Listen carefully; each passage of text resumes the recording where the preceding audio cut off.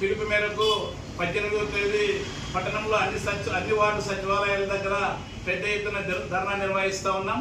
ఆ ధర్నా కార్యక్రమ ప్రధాన ఉద్దేశం ఏమిటంటే పట్టణంలో ప్రతి పేదవానికి 2 సెంట్లు స్థలం ఇవ్వాలి.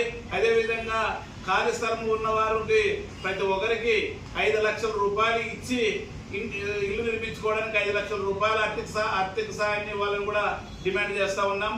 నిజంగా గత వైసీపీ ప్రభుత్వ హయాంలో పేదలకు గ్రామాల్లో 1.5 సెంటు, పట్టణాల్లో 1 సెంటు చొప్పున ఇళ్ల స్థలాలు పట్టాలు ఇవ్వడం జరిగింది.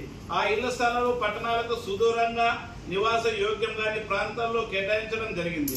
అందులో చాలా మంది పేదలకు ఇప్పటి వరకు ఇంటి స్థలాలు కూడా చూపించలేదు.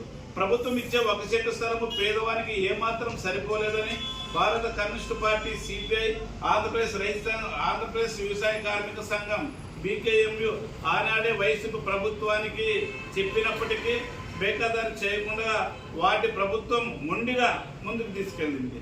కాకి లెక్కలతో 32 లక్షల మందికి ఇంటి పట్టాలు ఇచ్చినప్పటికీ పేదలకు ఇండ్ల స్థలాల పట్టాలు సుముఖితం చూపలేదు. అదేవిధంగా ప్రతి పేదవానికి ఖచ్చితంగా 2 సెంటు స్థలము, అదేవిధంగా 5 లక్షల రూపాయలు ఇవ్వాలనే డిమాండ్తో పట్టణంలో అన్ని సచివాలయంలో ధర్నా చేస్తూ ఉన్నాము. ఆ ధర్నా కూడా లబ్ధిదారులను ఈ రోజు నుంచే సేకరించి వాళ్ళ దగ్గర అర్జీలు పెట్టే విధంగా కూడా సమర్పించేదాన్ని కూడా పట్టణంలో పెద్ద ఎత్తున స్వీకరిస్తామని కూడా తెలియజేస్తూ ఉన్నాం. సుదర్శన్, సిపిఐ పట్టణ కార్యదర్శి, ఆదోని.